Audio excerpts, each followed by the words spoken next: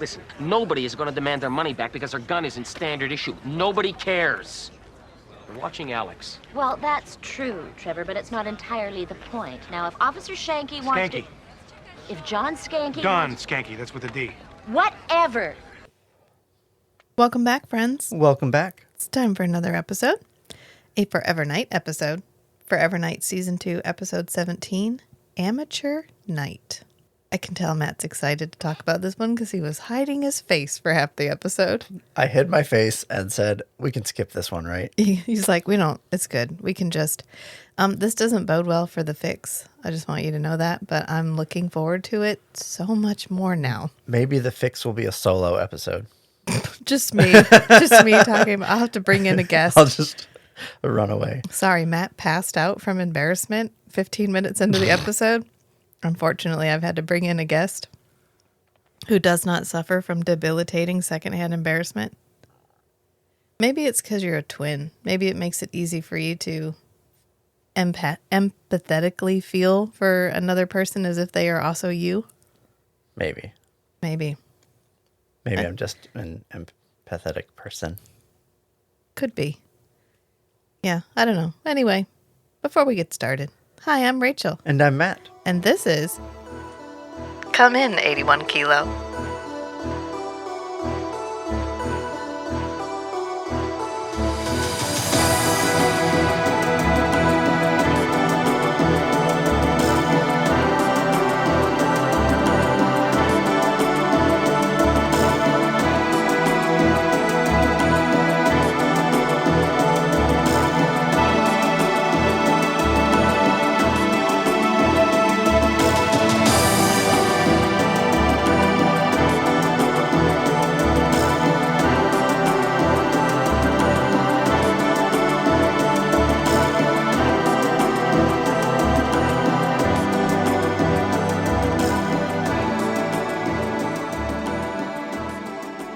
A Forever Night podcast. Woohoo, we did.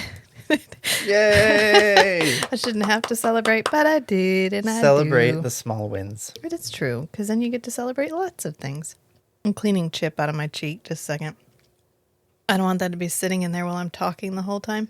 So the other day we were talking about the Dune miniseries, which we're going to be releasing episodes about our Dune deep dive periodically on our Strange and Beautiful Book Club feed. So if you don't already follow that and you like Dune, hop on over there. I'm about to release part 3 of the book. But eventually we're going to be talking about the Sci-Fi miniseries because we've already recorded a couple episodes about that. And we were talking about how it was written, the budget. The budget was $10,000 a pound of cocaine. And like, best of luck, you're going to get this figured out. I really feel like that's how last episode's script and this episode's script were written. Of Forever Night? Yeah. Yeah. Yeah. Here's $10,000 and a pound of cocaine. And a pack of cigarettes. Try to tackle some social issues. Here you go.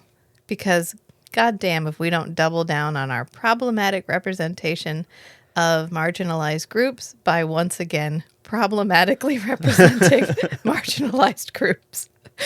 They were like, remember how we made homeless people like caricatures of homeless people? What if, and I'm just fucking spitballing here, we do the same thing to gang members? Think we can handle that? And they were like, okay. And then one of them, I don't know, read a book. How did they figure out how to, I don't even know. I don't know because I'm not even sure how we're going to talk about this in like a 2023 sensitive way, because we have characters like, okay, so Forever Night doesn't have a ton of people of color on the regular cast. Right. We have Cohen and ... Every once in a while we bring somebody in, but they're not a regular character. And so, okay, fine, we bring some in this time, but every single person of color we talk to is a gang member. You know they're gang members because they're wearing flannel. They have sideways hats. Bandanas galore. Bandanas. And like tattered jeans. And they all have a way of speaking, which we now refer to as AA. What's the full acronym? African American Vernacular English. Yeah, AAVE. Or what we as children knew as, and should not be known as anymore. I'm going to say it, Ebonics. The, speech typically associated with individuals of both this socioeconomic level and this minority group. Yeah. Hang on. I'm trying to tiptoe my way through this. This is a sensitive topic. I'm trying to tiptoe my way through this because here's where we get into some, yes, we can put our context lenses on, but it still makes it it's still kind of painful to watch. It's still cringy. It's still cringy, yeah. But we're just going to talk about it as a television show that was filmed in the 90s. If they had known better and did this anyway, I'd be madder. But I think I've told you about, there's that episode of Seventh Heaven where the girl's in a gang and they know she's in a gang because she has a studded belt and she starts wearing flannel. And they pull up her meth. She's like, "Hi, I have something to tell you. I'm in a gang." But it's it's the love interest from the first version of Roswell. Oh. Yeah. And she's the gang member. She's Okay. the whitest white girl, who ever whited. And somehow she's the gang member. And you know that, again, because she has a studded belt and the flannel. Mm-hmm. But also because, under her bed are, spiked clubs and handcuffs and just, the most stereotypical bullshit. So this is not unusual. We're probably going to come up against this situation again where it's difficult to talk about. I know we're going to hit it when we get to the Native American mysticism episode, but that's getting ahead of ourselves. Oh, we get another one of those? We haven't gotten one yet.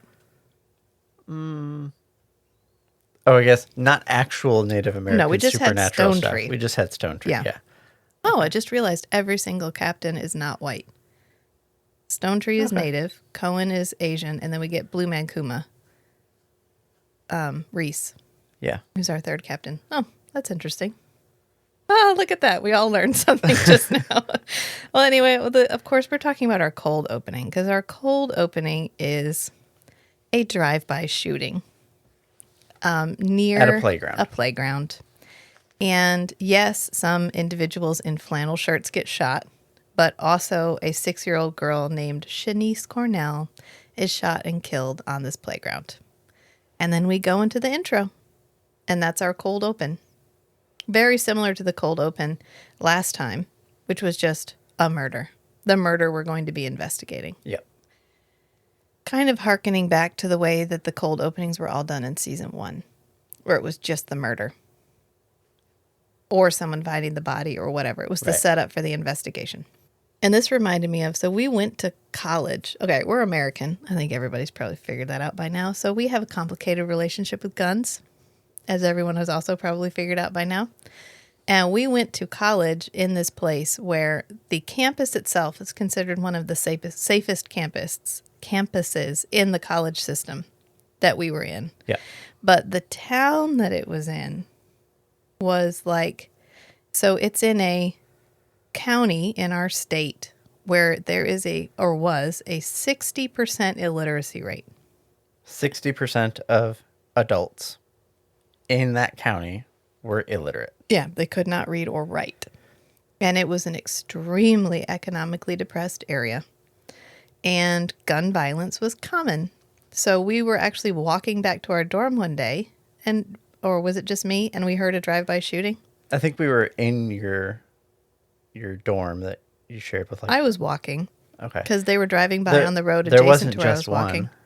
But nobody shot into the campus, so I was like, oh, look at that. Fireworks or something? No, I knew it was a drive-by shooting, but I didn't.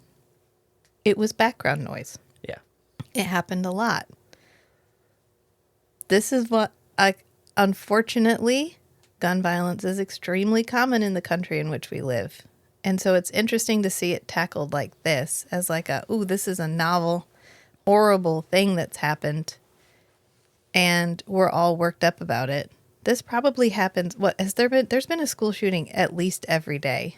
On average, I think there's been almost 2 school shootings every day. This year. This year. Yeah. The leading cause of death in the United States For children. For children, accidental death. The leading cause of accidental death for children in the United States is guns. So, anyway, just want to put that out there. This is where we're coming from perspective-wise when this intro starts.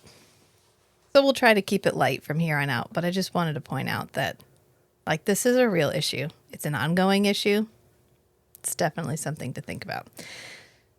So then we get Cohen is calling Nick at home. And of course, Nick's in his thinking robe. And Of course. Of course. Because when he's at home, he just puts on his it's dressing dusk. robe. He's I don't getting even ready think for the it's day. dusk. I think it's in the middle of the day. Okay, he's just up in the middle of the day. I think Cohen called him Oh, and woke him up. and woke him up. And then he's sitting at the table and there's like a melted candelabra. Does he light the candles when he comes home? There's always candles lit everywhere. He's like, hang on, I can't have a real conversation. Let me light my candelabras. I think best by candlelight. Maybe he enjoys the softer light of a candle. The warmer tones. Yeah, they're more alive than the cold, harsh reality of fluorescence. I guess when your body is cold and still, a flickering flame adds a certain something that you don't get. We peaked. That was so poetic. Maybe when your body is cold and still, the light of a candle makes you feel alive. Yeah, it's possible. I don't know. And he's talking to Cohen, which, considering he works the night shift and her calling him during the middle of the day is the equivalent of calling another cop during the middle of the night. Because that's technically when he's resting. Right, and she's just casually discussing this thing. It's not, I urgently need your input on this. Yeah, it's okay. When you come in, here's what you're going to be doing, in 4 hours when your shift starts. And he's like, great, thanks. Plot Cohen. hook. It's too bad Schanke won't be there. Yeah, I know. It was, oh man, too bad Skanky's gone. We could really use his knowledge of the gangs on this. Huh?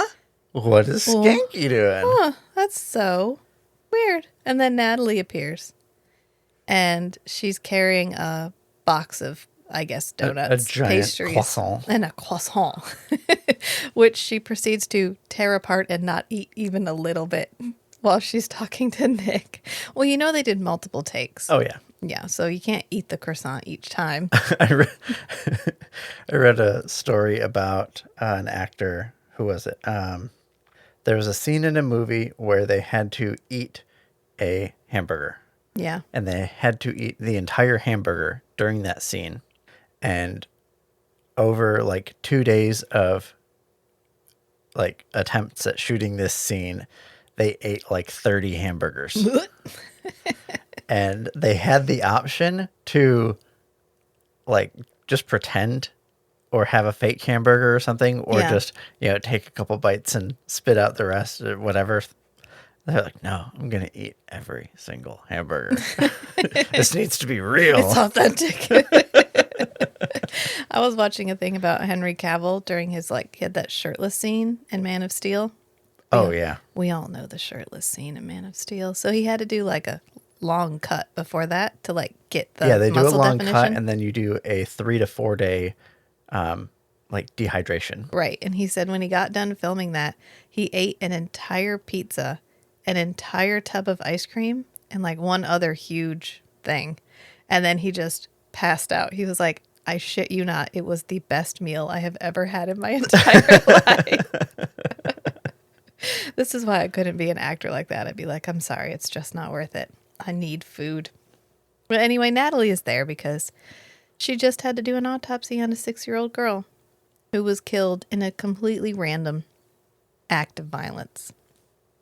And she's stressed about it. She should be stressed about it. Of course she's stressed about it.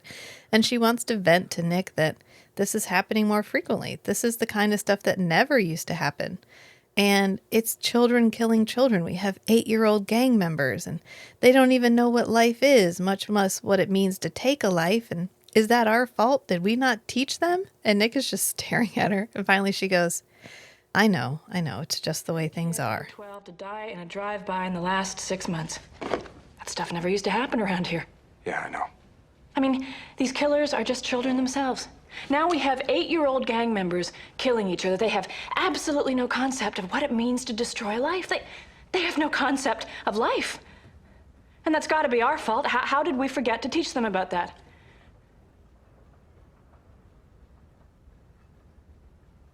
I know. I know. That's just the way things are. Right. She speaks his side of the conversation. Right. And Nick's like, He just softens his face like, yeah. Like, wow, Nick, you could have had some words of... You have a lot comforting words. You have a lot of faith in humanity here. I mean, that's what this is what the TV show's about. Like, I'm pretty sure that's the base. You could have just said, yeah, it sucks, but that's not everybody, or maybe it's not forever, or we're working on it, or, something, anything, literally anything. But he's just like, I don't know. Tale as old as time, I guess. We're gonna get this one though, Natalie. Yeah. Oh, when I was younger, kids didn't live that long. They just died of the plague. At least they lived long enough to get killed by gun violence. Women lived to the ripe old age of childbirth. Childbirth, exactly. Oh, the good old days. And he's like, yeah, I don't know what to tell you. And then she segues. She's like, okay, fine. I got my thing out. I tore my croissant up. It was almost as good as eating it. I feel a lot better now. And she goes, is Schanke going to be okay? Like, do we think he's going to be okay? And Nick goes, another seed planted. Yeah, Nick goes, I have no idea. And then we cut to a scene.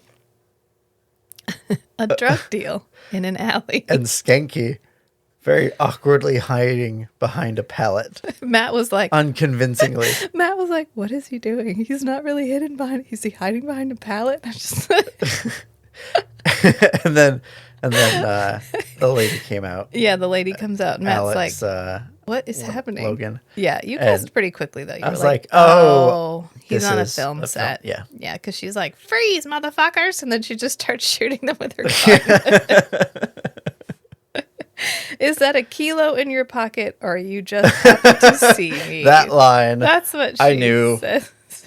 Matt was like, this is a corny cop This thing. is another exploration of Schanke's long ongoing subplot, which is that he would love to be an actor, which I think is hysterical because objectively speaking, he's the most successful person on this show. Yes. Because he was in The Breakfast Club. He was in lots of things.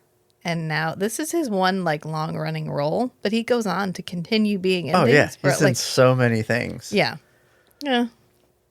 And then he had as soon as they have their firefight, Schanke jumps up and he's like, cut.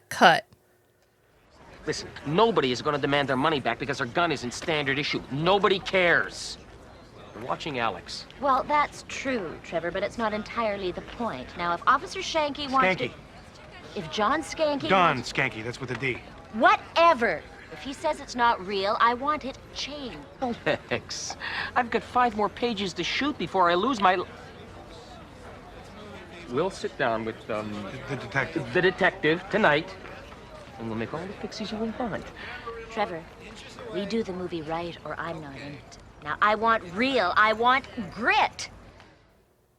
And then we pan and we kind of turn and see the director. The director and the and camera. they're like, fucking what? And he's like, yeah, I'm sorry. Didn't you want me to... Do you want this to be authentic? Because that's not authentic. I mean, she's got a pearl-handled howitzer. That's her gun. And he's like, this is ridiculous. This is not how this would go down at all. And they're like, look, you were brought on to be a consultant, but I will kick you off this set. And he's like, well, don't you want me to tell you? Aren't I here to help you? I mean, cops are supposed to reduce violence, not just go for it. And then he's talking to the director and Alex, and he says, this dialogue reads like it was written by a white guy in the suburbs. And Alex is like, well, what do you mean? Is that I wonder if that's a meta comment. This whole episode is meta. Did Yeah. you not pick that up? This is the meta episode. Yes, where we're talking about the importance of authentic representation of what police do in the media because it helps people to understand what police go through. And when you over dramatize it, or you make one of them maybe this was the writer's response to the producers really pushing them to write more action. Yeah. We need a gang episode. Yeah. And they're like, This is Toronto. Yeah.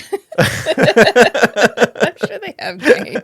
Well, right, but would the This is like Toronto, membership of the gangs look the way that it's represented in this show, in this episode? This is not real No. life. No. No. The only realistic representation we even strive for remotely is that Schanke is actually a pretty good cop. He's in the ballpark. He bought tickets and he's sitting in the seats. Is he on the field? Not every week. But Nick doesn't even attend, okay? So it's like just fucking roll with it, okay? But Nick says he listens to the game on the radio, but he's actually listening to Lacroix. yeah, exactly. Yes. Yeah. And my other favorite line in this scene is Alex is arguing about the script, and the director's like, "You approved it," and she goes, "I wanted street, like I wanted it real. I wanted grit. I wanted like authenticity." And Skanky's like, "Yeah, it's not authentic." And so she goes after the director. She was like, "I was assured that I was gonna have like a realistic movie. I was finally going to make an action movie that people can respect." And Officer Shank here, and he's like, "Oh, that's Schanke." She's like, "John here." And he goes, "No, it's Don, Detective Don Schanke." And she's like, "Whatever." If he says it's not real, it's not real. And then she gets an idea. And this is when she kind of cozy ups to Schanke, and she's like, "I have an idea. If you're like a real cop or whatever, maybe we could hang out and you could show me what it's like to be a real cop." And I think a little Easter egg here I wanted to point out is her, like, she's wearing a beat cop uniform. So her precinct number is on her collar. Yeah. And her precinct number is 69. They are in precinct 96. So it's just an inverse. It's not what you thought. I saw that look. It's the inverse of the 96th precinct. Gotcha. But it turns out Schanke is technically on vacation. But he's moonlighting as a technical consultant because there's a lot of things being filmed in Toronto right now. And he's, working as a consultant. And so he goes to Nick. And Nick is like, "Oh, sup, Schanke. Thought you were still on vacation." He's like, "Well, I am. But are you working on that gang thing?" And Nick is like, "Yeah, we put together a task force." And then he paused for a minute. And he's like, "Fucking no." That drive-by thing, right? Yeah, we put a team together on it. No way. Come on, Nick. Skank, she's an actress. Actor. It's the 90s. Actor, actress, one-man band, what's the difference? She is not trained in police work. She's an amateur. And Skanky's like, "Come on. We just had a breakthrough in therapy. I thought you were going to listen when I spoke." And Nick is like, "No, Schanke. No, no, no. You remember what happened last time? Do you remember? The lady filmed me while I was flying around, and then I tried to make her forget it, and it didn't work. And then two dudes with walrus tusks showed up and chased me around a building. And I ended up having to hand them tapes and then hypnotize the lady into forgetting. It was a whole thing. I almost died. I had to remember the Civil War." I almost had to flee and start over again. No, they were going to kill him, remember? Yeah. They were going to kill him? They were going to kill him. I guess Maybe we need to rewatch that episode. On reality TV, in case anybody wants to know what that one is. He's like, that must all flash through his head all at once because he's like, not again. And he's like, "Come on, Nick, work with me." And Nick's like, "No, I'm not going to let an actress ride around in the car with me." And Schanke goes, "Actor, it's the 90s. Which, yeah, that's an interesting. Yeah. Interest. Oh, we're gonna quibble. We're gonna quibble about the political correctness of that. Okay, it's a noteworthy shift in Skanky's role. Yeah. For him to correct Nick on the right words to use. Yeah. Because usually it's the other way around. Inuit Aboriginals. That one. Yeah. And Nick is like, "Actress, actor, whatever. The answer's still fucking no." And then it's so traumatic, of course, that it just whoops him back into a flashback. He remembers that time he was an amateur. And I love his little Scottish accent.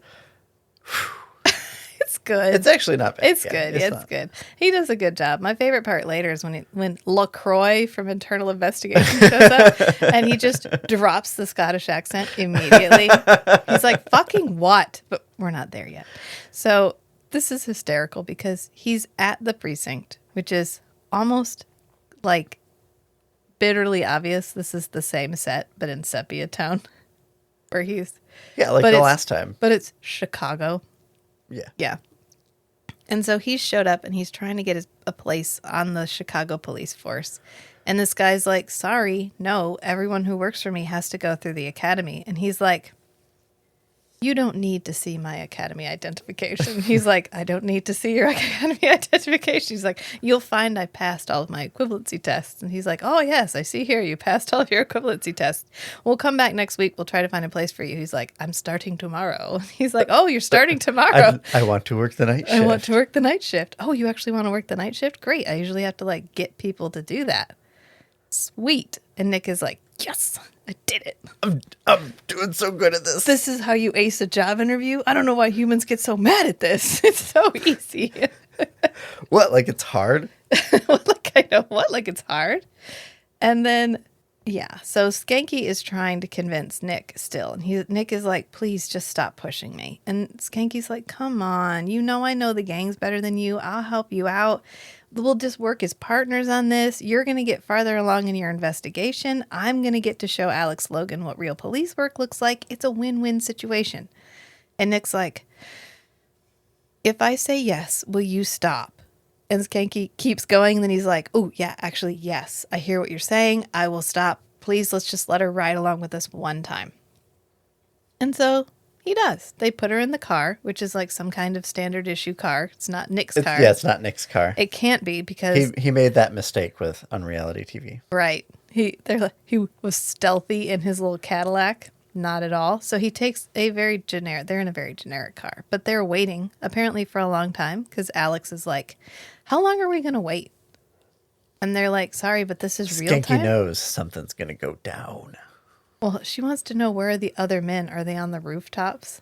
And Oh, yeah, the Skanky's like, backup. what other men? They're like, your backup. He's like, backup for what? This is just a meeting. And then Nick is trying to talk to her, and he's like, Miss Logan. She goes, Alex, please. And he goes, Miss Logan? Like, I don't like you. I'm not making this any more familiar than I need to. Right, because she's trying to ask him questions and is ignoring Schanke. And Nick keeps redirecting her back to Schanke. Like, I don't know, why don't you ask Schanke? And she's like, I wanted to ask you because you're the man of action. You're the hot one. Yeah, I'm sorry, I'm talking to the hot one. And Nick is like, no, you want to talk to Schanke. Like, if you want to know what a good police officer, you want to talk to Schanke. Skanky's literally a better cop than me. Right. And he must be really unengaged in this conversation because he takes the time to remember meeting his partner in Chicago. And his Chicago police partner keeps calling him Rookie. And he's like, what's the most important weapon on the streets? Because he's talking about being a beat cop. And Nick is like, my gun? And he's like, oh, that obsolete piece of machinery. That's not it. I thought he was going to say, your mind. No. Your Close. eyes. Your Close. eyes. Yes. And he's like, every car is a story. And that person in the car is a story within a story. And the trick is to know what stories matter. Nick is like, oh. Or what stories have trouble? Yeah, isn't there a word for this? There's a word for this. Like, every person that you interact with who feels like a background character in your life. It's called Sonder. Yeah. It's the realization that everybody else is experiencing the world the same way you do from, first person perspective. Yeah. And, you see them, they are just a background character in your story, but to them, you are a background character in their story. Yes. And then Nick gets his Spidey sense moment where he's like, what? And he goes, they're here. Alex is like, what? But Schanke does not even break stride. He's like, cool. And he just hops out. And then we see like Nike high tops walking across the gravel. And this We see a whole like herd of problematic representation. God, you thought the first part of this was bad? Oh my God, here we go again. Except that this entire gang is of Asian origin. And so they're like, we don't need no guns. We don't, Oh, yeah. you know us. We don't use guns. We don't need no guns. And so Skanky's like, oh yeah, you guys all have that kung fu. You know us, Schanke. We don't like guns. We don't need no guns. All right, yeah, you're from the Kung Fu Taekwondo Shuck and Jive school, right? Like, what? What? I'm pretty sure even in the 90s, it should not have been okay to be like, well, you can tell that this gang doesn't use guns and that they all know Kung Fu because they all look Asian, and Asian people are just born knowing that shit. Well, Schanke knows what gang they are. Yeah. And he I know, worked- but yeah, you get where I'm going with this. What the actual fuck? We didn't need to include that. They could have just been like, it wasn't us. We know it wasn't us. Yeah. That's not our style. We didn't need to be like, yeah, because we all know Kung Fu. Skanky's like, oh, yeah, that's right. And then they tell him it's a B-dog thing. Another gang. And then shooting breaks out. Because, of course, we've seen some more Schanke. Some more Nike high tops. Schanke and Nike got, anyway. We see some more Nike high tops that we don't recognize coming in from the side. And Nick actually hears it. He's like, what's that? But he doesn't, I don't know. Maybe he thinks it's another gang member, whatever. Shooting breaks out and Schanke bundles up Alex and runs her back to the car. And Nick jumps in and ends up starting the car and dives, taking off. Yeah, straight sideways. Yeah. And into he, the car. as they're driving off, puts the siren on the roof, and then they take off in pursuit of this van. And they end up losing the van. And as they're stopped, Alex is like, oh my God, that was the most amazing thing that has ever happened to me. That was terrific. And both Schanke and Nick are like, oh, what? Oh, you liked the part where we got shot at? And then we had to chase it. What? This is our first indication that maybe Alex is a little detached from reality. Her expectations are not aligned with reality. What actually happens. Right. She doesn't realize that this is real life. She's out of touch with the fact that she could have just died. Is this the part where Schanke tells her that there's no writer? Or no, that's later. That's later. Because now we go back to the precinct and Cohen has Nick and Schanke in her office. And she goes, what the hell is wrong with you? Direct quote. I didn't make that one up. Sometimes I add the F word for extra spice. Yeah, you paraphrase. But this one this is literally what she says. She goes, what the hell is wrong with you? You should know better. You both should know better. I'm not mad at you. I'm disappointed. I'm so fucking disappointed right now. She's just like, Schanke, you need to be on a beach or something. Nick, you knew better. I cannot believe. She's like, I feel like I'm talking to a couple of rookies. This is the kind of amateur mistake I would expect from people who don't fucking know what they're doing. Not you two. And Nick's like, Nick gets triggered. Nick's like, and remembers about his rookie experience. Not yet. Not quite yet. Not quite yet, because Schanke ends up saying, we did figure something out. Like, it wasn't a complete waste. And she's like, oh, yeah, what? And he said, well, all the cops, all the gangs are blaming each other. B-dogs think, no, I don't know, because we don't know what the gang that they met's name is. No. The Kung Fu crew? I don't know. That was terrible. I'm so sorry. The parking lot gang and the B-dogs are all blaming each other. Hold on. The KFC. Did you really call them KFC? Why did you make it worse? But they're all blaming each other. Oh my God. Hang on. And so she's like, Schanke, you need to just go back on vacation, leave. Don't go back to the film set. I don't want to see Alex Logan here ever again. You need to get the fuck out. And Nick is like, he raises his hand tentatively. And he's like, actually, Captain, it would be really useful to have Schanke around because he does know the gangs better than I do. Like, I can help you, but I'm not going to be as effective at helping you as Schanke. And if we're going to avoid what could turn into a gang war and have more unintended victims, then I think we need to handle this quickly. And to do that, I need Schanke. And I think he's trying to avoid giving Cohen time to stew about Schanke's mistake. Like, let's go ahead and redirect that energy into Schanke's going to help me. He's going to get this done. Instead of, let's have 7 days of Cohen being like, I can't fucking believe Schanke did that. I can't believe he did that.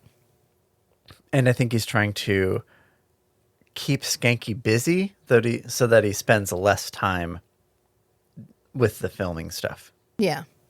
Yeah. And Cohen concludes with, yeah, and Alex Logan, that shit's done with. School's out. Tell her to go home. We're done. We're done with her. And this is when he has his flashback.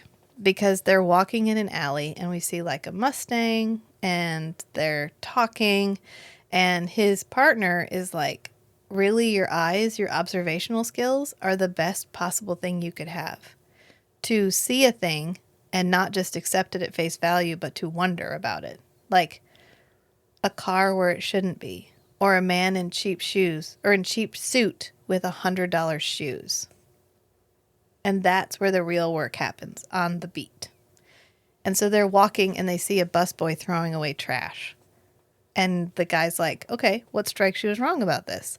And Nick's like, I don't know, he's just a busboy throwing away trash. And he's like, oh, yeah, he spends his whole day around trash. You think he's going to linger out here like this? And he's like, oh, he's the lookout. He's the lookout for a robbery in progress. And his partner's like, got it in one. I'm going to go run and get backup. You just sit here and don't do anything. Just keep an eye on him. And as soon as his partner is gone, Nick is like, I could probably get shot. Well, then the thief comes out. Yeah. And they're getting away. Right. So he ends up stepping out because he's like, well, I can take some risks with my own life because I can get shot like a bunch and be okay. So he's like, police, freeze. And so they shoot him and he shoots them back. He's like, I ain't even bothered. But then his partner runs up behind him because he hears gunfire and his partner gets shot. So Nick's actions caused harm to his partner. Yep. Yep. And he feels bad. Forever, apparently, because he still remembers it. So then they come back, and Alex is at Nick's apartment, and we hear, so what do I owe the honor of this visit? And Alex has really come to be like, listen, it's really important to me that I make this happen, that I make this movie realistic, that I make something worth something, and I'm not going to let you guys stand in my way. So you either cooperate with me or I force your cooperation. And she says, I want to make something serious. And Nick, I want to make something I can be proud of. Right. I want to make something actually serious. And Nick goes, then you should probably take Schanke seriously. I do something important, something to be proud of. I take my work very seriously, just like you. Then why don't you take Schanke seriously? He's a real cop. And then he actually goes back into another flashback. And this is when he's sitting in his chair because he's expecting to get reprimanded for what happened. And he hears somebody come in and it's like, this is LaCroix from Internal Investigations. What are you doing here? And so he stands up and turns around and he's like, oh, yes, sorry, sir. He stands up and turns around and of course it's LaCroix. And LaCroix's like, it me. Of course LaCroix. Got you. And he's like, what are you? The smile. Right. The smile. I know. Nigel Bennett nailed the LaCroix smile. This little interaction is gold. Just gold. Because Nick immediately drops the fake Scottish accent. And he's like, LaCroix, what are you doing here? And LaCroix goes, oh, you know the usual. Making your life a living hell. And he's like, it already is hell. And LaCroix says, you say that like it's a bad thing. And Nick is like, well, my partner nearly died. And LaCroix goes, he may yet die. He may yet die. Like you may yet have gotten him killed. Don't count your chickens yet. They may still hatch. LaCroix, Internal Affairs. You must be Constable Knight. Absolutely, sir. Nicholas Knight. What are you doing here? Oh, the usual, making your life a living hell. It already is. You say that as if it's a bad thing. I'm responsible for nearly having my partner killed. He may yet die. Thanks. Oh, Nicholas, he's only a mortal.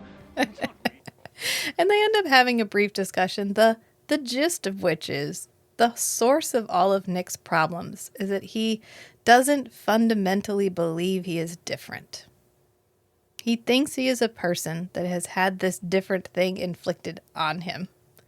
But he has never embraced the fact that he is now fundamentally different than everyone around him. And the reason he's never at peace, the reason he lives in a permanent hell, is because he will not accept the fact that he is different and, in Lacroix's opinion, better. Exceptional. That he doesn't require the police academy. If he wants to be a police officer, just fucking be a police officer. You are going to be better at it than everyone around you because of what you are. You do not have to move through the world in the way a human moves through the world because you are not human. And you are a fish trying to live on land. And that's why it hurts to breathe. If you just lived in the water where you're supposed to, no problems. And Nick is like, I hear what you're saying, but I don't fucking care. Leave me the fuck alone. And then we come back because Alex Logan is still talking to him. And Nick is like, listen, this isn't a field trip. This isn't a school trip to learn something new and fun. It's a murder investigation. Somebody died, and we're trying to solve the murder. And Alex is like, yeah, okay, great, but I already talked to the mayor. Turns out he's a really big fan. How about that? Yeah. Guess I'm going to be back in the precinct because Cohen cannot stop me. And Nick... You're going to be ordered to cooperate with me. Yes, if you won't cooperate with me voluntarily, you will be ordered to cooperate with me. I'm almost positive the mayor shouldn't have the power to force the police to allow an actor to work on a murder investigation. Right. My thought was, Nick is like the worst person, the worst choice to order them to do something that they explicitly do not want to do. Because Nick literally has nothing to lose if he just walks away. He'd be like, oh, you're ordering me to let this person come with me while I'm doing my job? Well, as I explained before, I can't do my job correctly if this person's here. Right. So, fuck off. Here's my badge and my gun. Guess you'll have to find somebody else to do my job. He would not do that. Specifically because it would harm Schanke. Well, I was thinking more, I'm taking vacation. Oh. I'll be back in a week. Yeah. Yeah. Ironically, this is the plot of the entire series of Lucifer. Because that's what Lucifer does. Yes. He wants to work with Detective Chloe. And so he ends up getting permission to be a special consultant with the LAPD. And that's the entire series. This doesn't play out quite like that, though, because we come back to the precinct, and Schanke is doing his job. He is talking to a gang informant whose name is, and now stay with me here, Keys. And we know that because he has keys. Like a lot of keys. And I don't know why. It's his street name. I don't know why he's named Keys. He's named Keys because he has the keys. I'm joking. Oh, yeah. gotcha. Why would we call him Keys? Is it because he's got a bunch of keys? Yeah. And he's like jingling them the entire time. That's what we did in Dark Knight. Remember, that's how we caught the bad guy. Nick was like, who wears keys on their belt and they jingle it? Oh, I think in the television show, he's just wearing keys on his belt. But in the pilot movie with Rick Springfield, he's like very aggressively whipping the keys. And you can see his silhouette do that. Yeah. Well, anyway. So he's talking to Keys, and Alex just walks in. There's a whole ass one-way mirror. You could stand in there. Nick's probably in there. You could have hung out with Nick. Sometimes Natalie's in there too. But she comes into the interrogation room and pulls out a notebook. And Keys is like, what? Because he was just on the verge of giving him some pretty good information. He was like, look, killing the kid was a mistake. It was a renegade thing, and we're going to take care of it because we take care of our own business. And if we knew who it was, this would already be resolved. Right. So, clock's ticking. Once we figure it out, we're going to kill him unless you figure it out first and you arrest him. So, best of luck, brother. And that's pretty much the end of the interview because Alex more or less interrupts the flow here. And so Keys dips. And Schanke is like, what are you doing here? And she's like, oh, sorry, but you guys have to give me full department cooperation. And Schanke is distraught because this is absolutely going to get blamed on him because he's the one who opened this door. And so he's expecting to get yelled at by Cohen. And she's like, well, who cares? She can't do anything to you. This is much more of her being out of touch, just being completely unaware of the effects of her actions. And she has this facial expression, which this actress is doing a very good job of making this facial expression that is just like, I viscerally hate it. The like, yucky, yucky, yuck. You don't get to tell me what to do. I'm better than you. I'm smarter than you. I'm better connected than you. And I get to do whatever I want. She's probably the most unlikable character for most of this episode. Yeah. Yeah. So as they're walking out, Cohen calls Schanke over. Because, of course, Alex is here now. She needs to have another chat with Schanke. And Skanke's like, do you think the condemned man gets a last meal? And Alex is like, oh, you're going to be fine. And as soon as he leaves her side, she's like, I can figure this out. I know how to talk to people. So she follows Keys. I'm good at being an actress. Yeah. Or actor. An actor. It's the 90s. And she follows Keys outside. And he notices immediately. Right, because she's, quote, trailing him, whatever. So she follows him down this one road, and he turns around and he's like, look, you can tell Schanke, we're done. If you're going to compromise me like this isn't going to happen. And she's like, no, I just know you know more than you said you knew, and I'm just, we know that, and he's like, okay, whatever, fine, like, you're cute or whatever. I'll help you. Why don't you come back here later and I'll give you information? And she's like, he'll have the killer. Yeah, I'll bring the killer. Shooter. Yeah, I'll bring the shooter. You come back here at 6. I'll bring the shooter. And she's like, yes, I'm so fucking good at this. And then she leaves him. And Natalie brings in the coroner's report while Alex is out talking to Keys. And she gives it to Schanke, and she's like, it doesn't have anything enlightening. Sorry. Like, Shanice Cornell died of a drive-by. We knew that. But tell me, what's it like working with Alex? Which I love it when we pretend to gush about working with actors when they're all actors. Right. Yeah. So meta. So meta. It's so meta. And Skanke's like, oh, like, it's a really painful subject right now. I can't really talk about it. And this is when Alex comes in and she kind of saunters in. She's like, I got it. I figured out who the shooter is. And Skanke's like, you fucking what? She's like, yeah, like it's hard. Like it's hard. I followed Keys and asked him and he said he was going to bring him. Like, it's going to be great. And Cohen is like lurking behind a pillar. She's as stealthy as Alex. She's as stealthy as Nick when he was creeping around the construction site in the last episode. He's just standing around.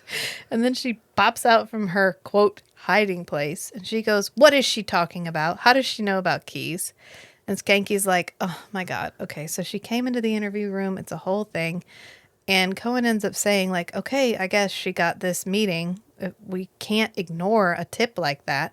But I want her to take backup. You go with her, and I want some officers with her, too. And then we kind of move to them doing that. They go to meet Keys in the evening, supposedly. And they walk around the alley briefly, and then Alex spots something behind, like, a pallet and some trash. And we know by the keys that it's Keys. because she compromised Keys and got him killed. Womp womp. Womp, womp. And I appreciate that nobody tried to like placate her by telling her, "Oh, it wasn't your fault." Yeah, everyone's like, yep. It Yeah, totally yeah. was. It is a really tragic thing that happened Because of you. because of you. Because of you. Yeah. And she goes to Schanke to talk about it. And she's like, I just, I felt like he knew more. I thought I could be of help. And Skanke's like, did it seem like this was a movie? Like he was a character? There's no writers here. There's no writers here. There's no actors here. There's no mushy, sappy, happy endings. And Alex says, but I wanted to be a cop. I wanted to actually be a cop. That's what I was trying to do. And then Schanke gets this really insightful rant, which I think gives us a lot of clues into Skanke's character. Oh, yeah. Yeah, this is a Schanke background heavy episode. And this leads me to believe that Schanke is very good at self-introspection because he has some pretty good things to say about what it's like being an officer and dealing with the consequences of what happens to the people around you just because you're a cop. Because she asks him, how do you cope? How do you cope with this? Because this has happened to you. And he's like, yeah. Yeah, barely. Barely. That's how we cope. And he said, a lot of cops don't. They get into a death spiral with the bottle. They sabotage their relationships. They go on the take. They can't handle it. No one said you did. I thought he knew more than he was telling. He seemed like... Like someone in a movie? Alex, there's no writer here. There are no actors, no sweetness and light, happy, mushy endings, even when you know what you're doing. I wanted to know what it was like, I wanted to feel it. I wanted to get into the character, be a cop. Be a cop. I spent 2 years at the academy, 7 years on the beat, and 5 years in homicide before I knew what I was doing. Alex, you cannot presume to know what goes on inside our heads until you have lived our life. I killed that man, didn't I? How do you live with it? Barely. Believe me, a lot of cops can't. And he says, the people that do make it, the cops that stay good cops, they never stop learning. They never stop changing. They never stop trying to be a better person. They never forget why they became a cop in the first place. They keep sight of what it meant to be a police officer and the reason they went through the academy. Because he says, I went to the academy for 2 years. I was on the street for I think he says 7 years. Yep. And then I've been a detective for 5 years. And that was just how long it took for him to feel like he knew what he was doing. Yeah. And I think we've had a shift in the last couple of episodes where both Nick and Schanke have more wise moments. Yeah. We have flipped the depth switch a little bit and we've changed from external motivated action to internal motivated action. Schanke wants her to have a better a better cop show, not necessarily because he wants to be on it, but because it's important for people to see what they do. It's important for people to have a realistic idea of what cops go through. He wants the media to have an accurate representation of a particular group. Yes. Ironically. of cops. Please note that I specifically stated cops in this. And so Schanke ends up coming back and talking to Nick a little bit because he sends Alex off. He's like, we're going to take you back to your hotel room. She goes, no, I think I'd rather walk. And he's like, sorry, no. If they knew who Keys was, they know who you are.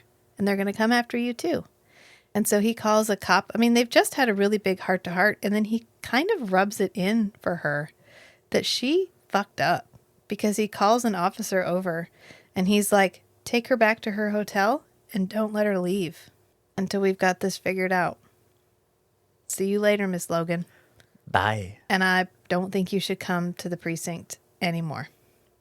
And then he leaves. And then he goes back and he has kind of a conversation with Nick, which Nick is sympathetic. He's having a wise moment here because, well, we just kind of had an episode about where they had it out. And in the way of bros, after they've aired all their grievances, now we're even better friends than we were before because we cut out the infection and now we can heal. And so he leans against the wall and he's like, Schanke, how's it going? You know, what's up? This is shitty. You're having a hard day, I can tell. And Skanky's like, I am. You know, I wanted to be an actor. My dad took me to Hollywood. I loved the glitz and the glamour. I wanted that life. And that's not the life I have. And sometimes I forget. But, like, thanks for being with me on this. And I do like how we don't drop Skanky's, like, clout chasing. His, like, I want to be an actor. I want to be whatever. But we soften it. Like on reality TV, it's very much played for laughs. Where it's supposed to be a reality show, but he's trying to script it or he's asking for multiple takes or whatever. It's a way of showing him as a ridiculous character. Right. Whereas this is like, no, he's a good dude who's trying to do the right thing, but he kind of also wanted to be an actor. And it's kind of sweet. It makes for a very sweet interaction. It makes for a sweet interaction between Schanke and Nick, too. Where they have this brief heart-to-heart. And Nick is like, you know what, Schanke? Head home. You know, you're tired. You've been here all day. I've got this now. You go. You just go relax. You know, we're going to get this figured out. And that's right when they find out that Logan has disappeared from the hotel. That's when Schanke says, is it possible to take caffeine intravenously? Because they didn't have energy drinks in the 90s. You just got to make do with caffeine. Yeah. Yeah. And we, of course, know where Alex is because we see her enter the soundstage. Which she just needs some alone time. Yeah, Matt was like, that is a really big door. Oh, it's a soundstage. Really thick door. Yeah, really thick door. Our pod lab door. You would aspire for it to be that thick, I think, but it's not. Yeah. Yeah. And Nick and Schanke are immediately on the hunt, trying to find her because, of course, she is a potential next victim. And Schanke ends up calling the associate director because he's calling everybody trying to figure out where she could be. And he tells him the only place she finds peace and happiness is in her changing room, her dressing room at the studio. And so they head that way. And in the meantime, our gang member appears. And we know he's a gang member because he's wearing ratty jeans and a flannel shirt and a sideways hat. And this actor actually plays in Earth Final Conflict. He's the tech bro, the like tech buddy. Oh, interesting. Yeah. Earth Final Conflict is another good 90s show. I think Tran from the Can't Run, Can't Hide episode. He's on that as well. Yes. Yeah. And the lady who plays in Spin Doctor. She's also in Earth Final Conflict. Actually, I think we have almost every main cast character except the like main character. Was Earth Final Conflict a Canadian show? Yeah. Okay. Yeah. That Early makes sense 90s television. Early 90s like UPN, LPN, all of those like just above basic cable television networks were like a giant rotating wheel of the same Canadian It's like actors. British TV. Yeah. Every actor is in every show at some point. Exactly. That's exactly what it is. But this guy appears, and instead of staying in her locked room, she goes out to find out who that could possibly be. Right. I just heard breaking glass. Yeah, and I was just warned that I was probably seen with keys, and if they went after keys, they're probably going to come after me too. So that means I should go figure out who this is. Yes. That's her thought process. Yeah, that's the exact thought process, in fact. Or maybe she didn't do the first part. Maybe. I don't know. Yeah. Poor choices. I don't think Alex is batting 100 here. I don't think we're playing with a full deck. I don't think somebody has all the crayons in the box. She sincerely wants to be a more respectable actor. Yeah. Yeah. Yes. So anyway, our quote gang member has appeared. And Schanke and Nick arrive at the same time, and they end up blowing the door open with and I liked how they've portrayed this character, the shooter, as someone who's not very good at shooting. Right. So then when we get here, we can see, oh, he's kind of like bumbling, incompetent. Right. Gang. Yes. Wannabe. Yes. Yes. Anyway, so Schanke blows the door open, and Nick looks around with his night vision, but there's too much shit. He can't see what's going on. And so we kind of have a little bit of, well, we run around a little bit. And then, of course, he catches her. The gang member catches Alex Logan, because she's hidden, but she like runs and pushes a thing, not towards him or anything. She just pushes it. And then he ends up grabbing her. And this is when we have like a showdown with Schanke. Well, she does a decent job of using her environment. Yeah. Because she turns on some flashing lights, and then she turns on the external notification thing that there's filming going on inside. Right. Yes. And that's how they know she's in there and she's in trouble. Thank you. Yes. She does do that. So that is a very good idea. Would that switch not be right by the door? No, it'd be by the production equipment. Okay. Well, all right. Because there's probably... The whole point of this probably scene... that, like, signal lights on other parts of the building. Yeah. Okay. I mean, the whole point of this scene is to give us a glimpse into Skanke's competence. That's the whole purpose of why we're here. Because she gets captured by the guy, and Schanke pops up in front, and he has his gun out, and we're having kind of a standoff. Nixon behind, waiting to see if Schanke can get this guy to talk him down, like we talked about at the very beginning of the episode when he said, actually, the thing you want to do more is get the guy to put the gun away. Right. You don't want to use your gun. And he has like a talk down. He talks this guy down. He's like, oh, I get it. You wanted to be in the gang. They wouldn't let you because you're too green. So you decided killing a 6-year-old child was going to prove that you were a bad guy. I thought so. So you staged a little demonstration? Showed them you had the stuff? What it takes? Damn straight I do. So you killed a 6-year-old girl to prove it? That wasn't supposed to happen. Yeah, well, that's what did happen, man! Your first taste of blood, did you feel like a god? Invincible? Shut up! Did you feel like the toughest guy in the world? When you slaughtered little Shanice Cornell when she was skipping rope? Shut up! Tell me, you feel awful about what you have done. Oh, but you can't. Because you're a tough guy. I didn't mean to. And he's like, no, that was an accident. I didn't mean that. And he's like, okay. Well, you killed somebody.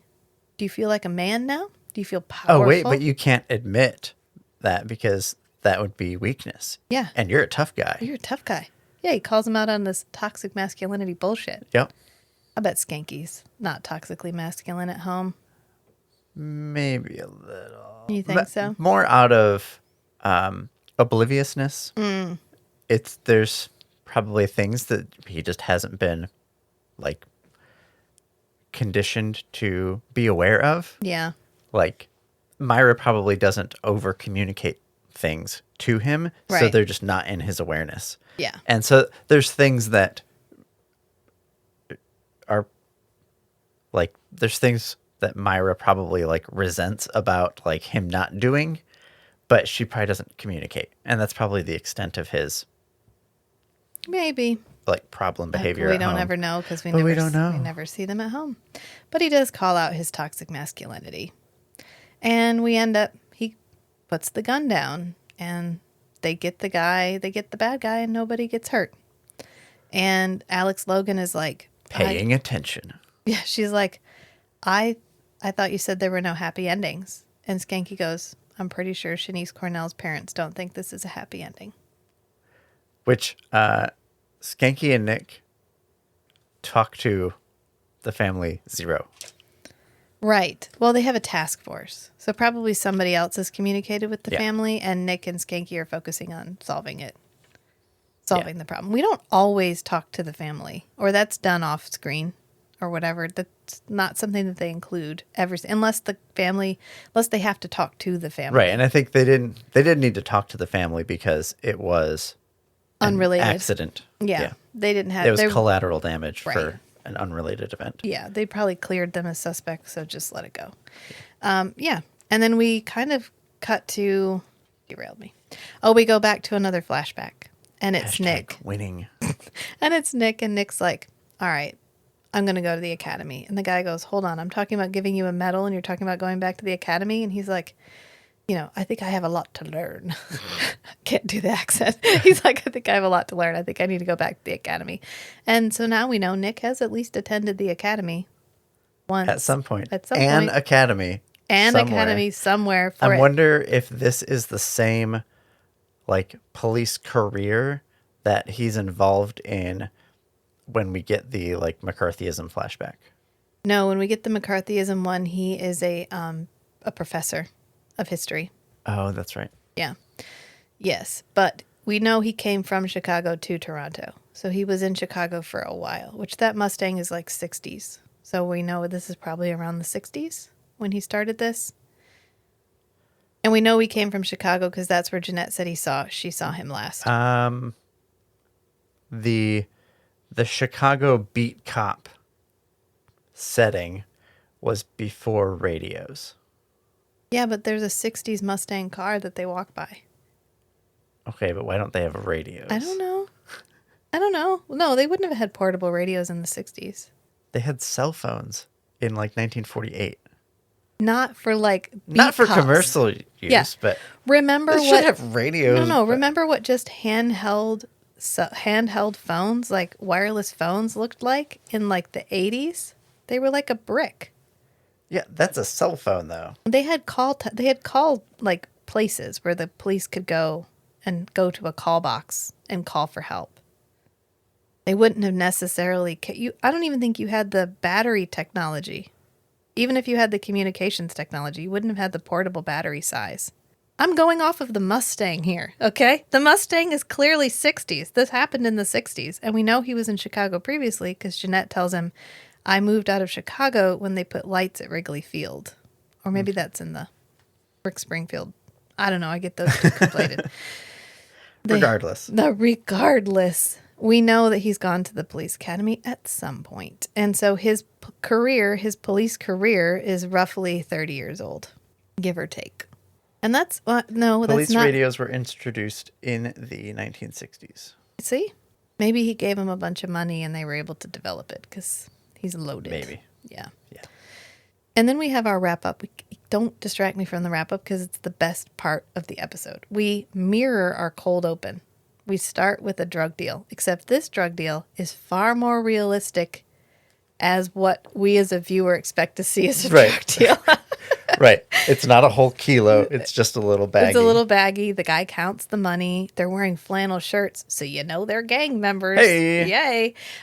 Nobody's wearing a hat, but that's cool. We can forgive him that. And then Alex pops out of the side, and she, instead of immediately opening fire, she's like, put down your weapons, freeze, you're under arrest. And her shirt is buttoned all the way up. And then she's like, O'Grady, book him. We see a guy with a popped collar. Just from behind. And they do a good job of hiding who this is. Yeah, I didn't know who it was. Right. Matt's like, what's happening? And then we see that it's Schanke, and he goes, line? Wait, what's my line? Line. And they're like, cut, cut, cut. And that's the end of the episode. I like this episode. This one is much more of a showcase for our characters than the previous episode because we got Schanke. We didn't get as much Natalie and Cohen. That's okay. We just got a lot of them doing their job. Right. There's a lot of introspection and dialogue in this episode. And we actually got very little Nick in this because Nick doesn't do any vampy stuff except for his night vision that he does when they first walk in. For the most part, he's second. He very much pushes Schanke to the forefront for this. Probably because he's talking to someone who's capable of filming him. But also just he's trying to make sure Schanke is the one they stay focused on. Schanke's the good cop. Schanke knows what he's doing. if you really wanted to know what you were doing, if you really wanted to make this realistic, you should take Schanke seriously. He knows what he's talking about. Right. He knows what he's talking about, and he knows how to talk about it. Right. So stop centering me here and center Schanke. Like center my friend instead. And Nick just doesn't like it when prominent people in the media get curious about him. Right. Right. Well, for very good reason. But yeah, I mean, I don't think there's a whole lot else to talk about this. I think we were trying to talk about like the effects of violence, the effects of becoming detached to the real implications of crime. Like, if you listen to too many true crime podcasts, do you get desensitized to the idea of murder or you not? would know. So far, so good. Okay. Maybe because I care too much about too many things. I don't know. That's just me personally.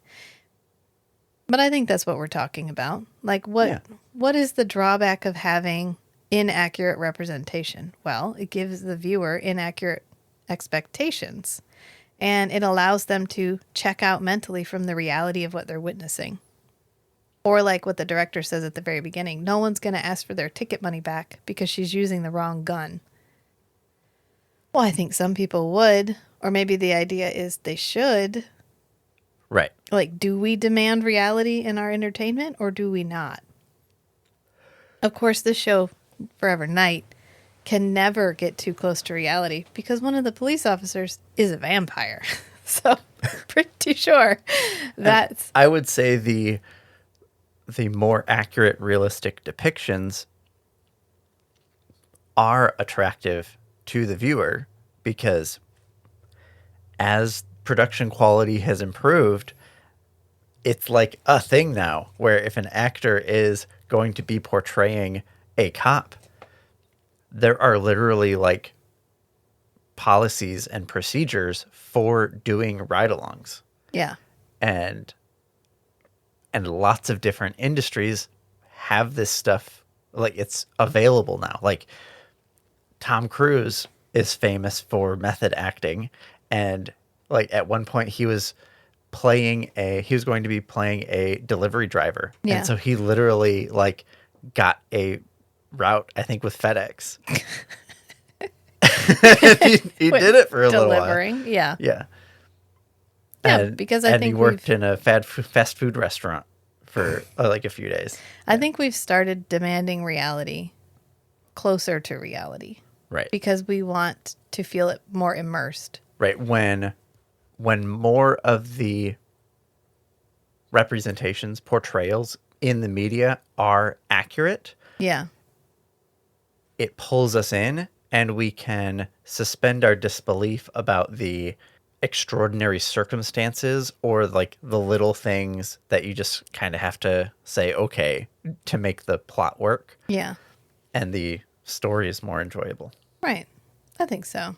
Because like if you think about Lucifer, which we mentioned earlier, which is actually quite a similar plot to Forever Night, especially considering Lucifer does nothing to hide the fact that he's like the devil. Oh, I think that, of course, the police precinct they work in is not accurate at all. But I think that the way they try to portray how they work, is it accurate? No. Is it, they've bought tickets, they're not in the stadium, they're actually on the field. Yeah. Do we hit a home run every time? No. Is that okay? Yes. I mean, it's that or you just go full on fantasy. Like we just create a reality because then we don't have to adhere to any right. set You have rules. to conform to right. Like modern reality. Right, which I think is just like we've just veered, right? So television shows that are trying to portray real life have tried to portray real life more accurately. Fantasy has become far more fantastical. So we have diverged completely. In the right directions. In the right directions. Yeah. And I think, it'll be fun someday when we come back and put these two together again. Like when we reboot Forever Night, which we should do. I think that would be great. I know there's like a thing about reboots, right? Oh, they're going to ruin the original. I mean, no, the original is still going to be there. I can watch it anytime I want to. It doesn't actually change the original fundamentally in any way. But I would love to see how we would talk about this in today's language. if the person creating it fundamentally understood what made the show great in the first place. Right. That's what I think is lacking, is what they need to do is bring in fans and be like, what do you like about it? Right. It's like I listened to an interview that Brandon Sanderson did. And so for context, for background, Robert Jordan was an author that wrote the Wheel of Time series. And he got, it was blood cancer or something like that, some terminal illness. And so he knew he was going to probably not finish his book series. So he just wrote extensive notes. His wife was his editor. And he finished up to the last book. He didn't finish the last book, but he had the story outlined. And so after he passed away, Brandon Sanderson wrote a eulogy, and he wasn't like acquainted with them, or he didn't deliver it like at a funeral or anything like that. He just posted it on his website, like blog, whatever, and like it made the rounds on Twitter, and it got seen by a lot of people. And shortly after that, his agent called and said, "Hey, Harriet saw your eulogy, and she wants to talk to you." And he's like, "Oh, okay. That I'm glad she got to see that, because it was a really heartfelt eulogy about how impactful the Wheel of Time series and Robert Jordan, like as a writer, was on him, and he's glad that it had reached her at least."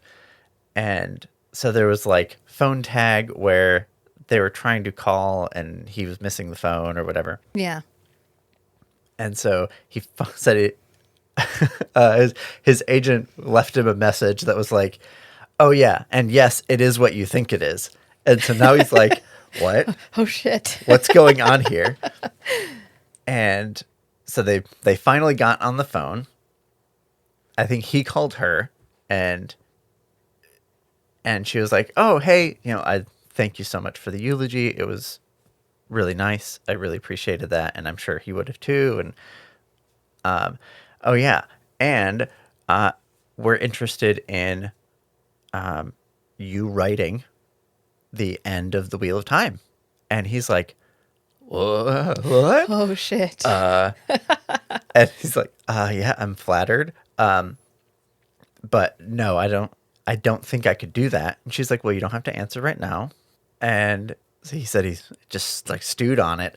And he, at the end of his, hours thinking about this, he realized that there's a Venn diagram where on one side you have writers, who are good enough to do justice to the Wheel of Time.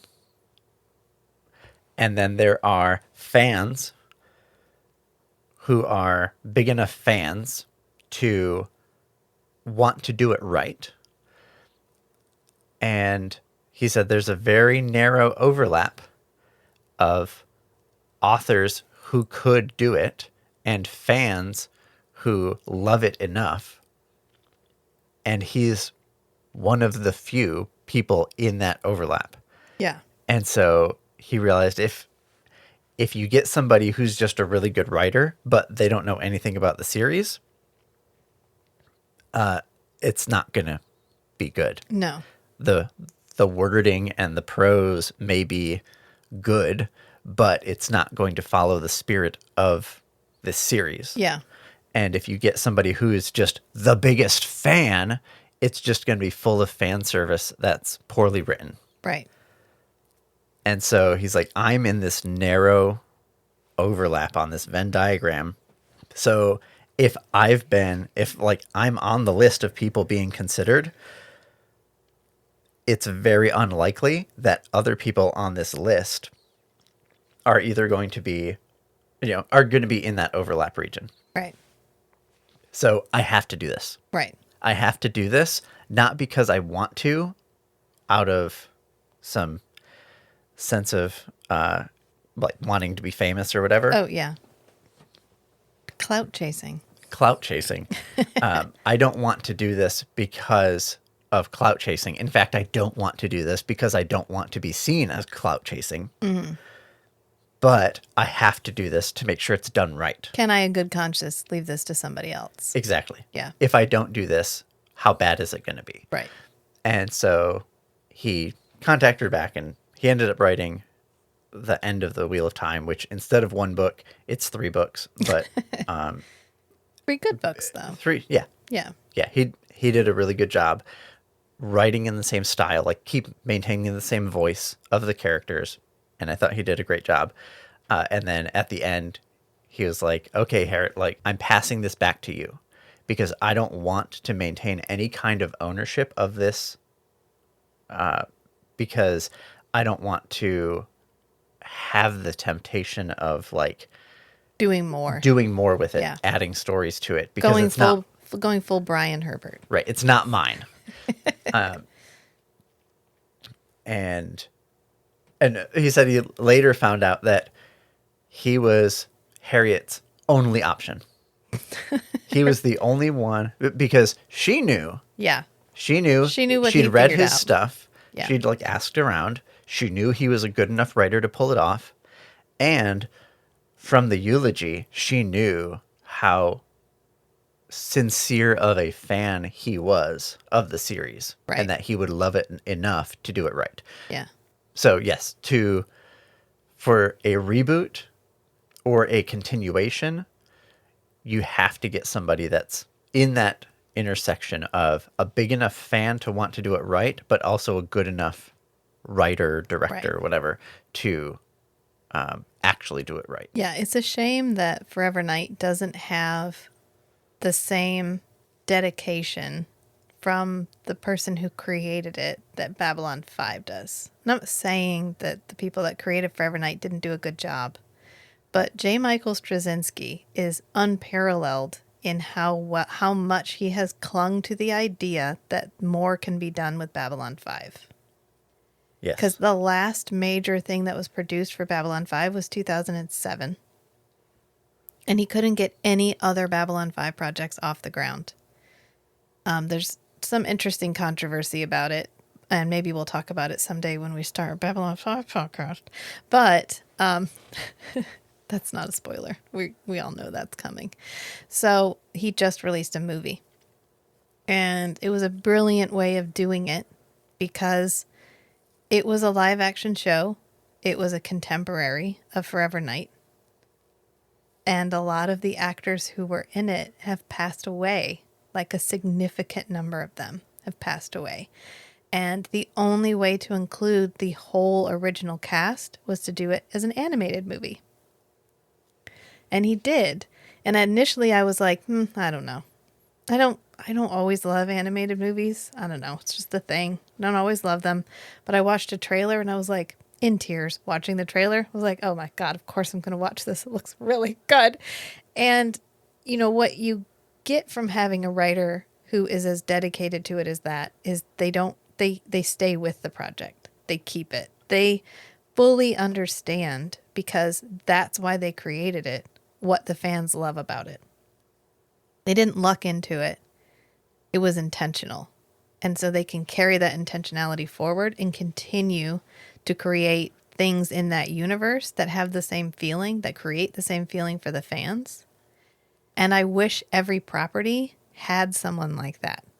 Like Forever, of course, Forever Night has its fans, many of whom have been around since the very beginning. There's a reason that shows like this live as long as they do. It's not because of the way they portray gang members. Guarantee it. It's this sort of intangibleness, the attractiveness of the idea of a thing that is not human struggling to be human, while realizing that the goal itself is flawed, and that's okay. And I think if we found somebody who realized that, we could have something pretty magical, because we're getting ready to dump. So zombies and vampires come in alternating waves. It's like a really predictable pattern. And we're getting ready, like zombies are on the denouement. which means we're getting ready to get some vampire content, which, of course, I'm super excited about. But what we need to do is get Forever Night on the wave so we can get, sure, it only had 3 seasons, but it was such an underdog. And it got to stick around for 3 whole seasons. I think we could do something really cool with that premise if we could just get the right people. And there's obviously interest in the world because, I mean, there's this whole podcast where they're going through the entire show episode by episode. There's a podcast where they're going through it episode by episode? And they have listeners. There's one of us. I think there was another one. There's a couple other that have tackled at least parts of Forever Night. We're not the only ones who've ever talked about Forever Night. Right. Yeah. Anyway, that was my soapbox about the importance of a artist, I guess you could say. And who's going to be the Brandon Sanderson for Forever Night? Yeah, that's my question. That's a good question. If you're out there, don't contact us. Contact somebody who can actually do something about it. Oh, first resolve the whole writer strike thing. Let's get that figured out. And then let's move on and go ahead and get some cool new stuff written. I'm excited about the outcome of the writer strike. I'm excited to see the last one, what happens. The result of the writer's strike, the content that was produced immediately after was all really good. Yeah. I mean, I know people are like, oh, it's why we have so many reality shows. But, we had plenty of reality shows before. Yeah. It's fine. But I know there's been a pretty big push for writers and actors to work with independent studios. Yeah. Because I know there's at least one independent studio that SAG-AFTRA is actively working with. Isn't it A24? They agreed to all the terms immediately. Yeah, they're like, that sounds perfect, great. Great, let's do it. Yeah. And so they can still work on stuff without being like strike breakers. Yeah, I mean, I think, the writer strike happens in 2008. If you look at the quality of television shows leading up to 2008, we're kind of right where we are right now, where they were putting stuff out, but none of it was stellar. Right. I mean, it was all right, but it wasn't great. Most of it was not great. I was trying to think of is there a television show from the early 2000s that I distinctly remember? Not really. And so then the only show or the maybe show that Heroes. comes to mind was Heroes. Yeah, Heroes was pretty fucking good. Heroes was going good, and then it went kind of and then we found out, oh, that's because the writer's strike. Yeah, that's the writer's strike. It went to shit because the writer's strike. Right. So we had the writer's strike, and then when we come back, we get an exponential quality increase. In the way television is made and produced and written. And I'm hoping we get the same thing because I think right now we're creating a lot of lackluster television shows. I mean, I just watched Good Omens. It was good. Good Omens 2 was really good. It was really good. Was it as complex as the first season? No, not necessarily. But we had Lord of the Rings, which I didn't even finish. Actually, I think I watched maybe 3 episodes. I'm trying to think of what's the last television show produced by an American studio that I watched start to finish that was made recently. Lucifer, maybe? I did really like Lucifer, but I do like Tom Ellis a lot. Let's see, American TV shows. Sense8. Sense8 was fucking amazing. Yeah. J. Michael Straczynski. J. Michael Straczynski. Would you look at that? What do these two things have in common? A fabulous writer. Although he did write the Ninja movie. Ninja Assassin. Ninja. Okay. But that's all right. It's fine. He wrote a bunch of She-Ra episodes too, and comic books. Yeah. Okay, so we're gonna leave it here. Maybe J. Michael Straczynski is a Forever Night fan. Ooh, somebody find out. He used to be. So when Babylon 5 was airing, they had forums, Babylon 5 forums, and he was super active on them. It's too bad there's not that same connection now, where he can be like, "Hey, have you ever heard of this television show, Canadian, vampires, cops, that kind of thing?" Really cool premise. There's still a lot of material that you could. There's so much we could do with this now. Okay. I gotta quit before I get all nostalgic about it. So until next time, friends. Bye. Bye.